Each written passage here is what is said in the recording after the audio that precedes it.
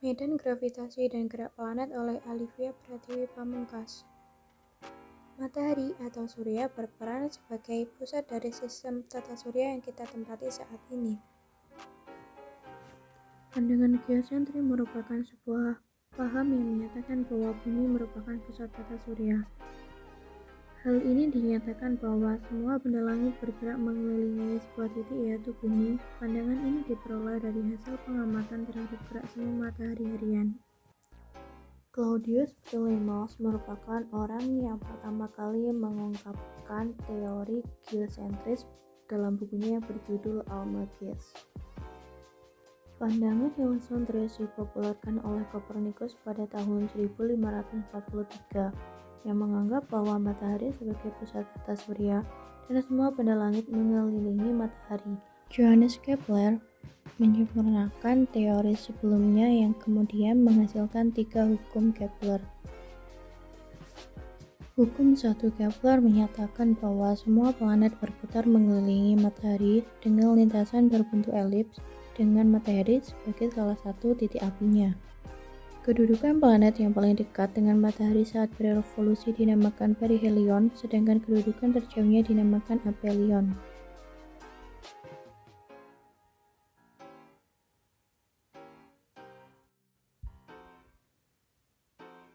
Hukum kedua Kepler menjelaskan tentang kecepatan orbit suatu planet.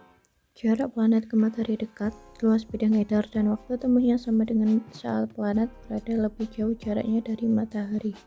Hukum 3 Kepler. Pada hukum ini, Kepler menjelaskan tentang periode revolusi setiap planet yang mengelilingi matahari. Berdasarkan hukum tersebut, ditentukan rumus persamaannya sebagai berikut.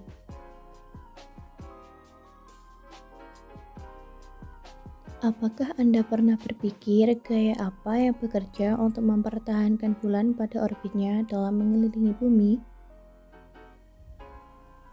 Suatu hari ketika Sir Isaac Newton duduk di bawah pohon, jatuh buah apel yang kemudian menimpa kepalanya. Kemudian ia bertanya-tanya, gaya apa yang menyebabkan buah apel tersebut jatuh dari pohonnya. Setelah berpikir panjang, ia menyimpulkan bahwa buah apel tersebut jatuh dikarenakan gaya tarikan bumi atau disebut gaya gravitasi bumi.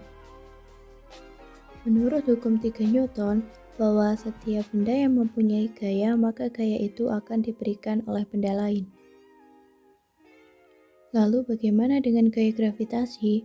Setiap benda yang berada di dekat permukaan bumi merasakan gaya gravitasi dimanapun tempatnya.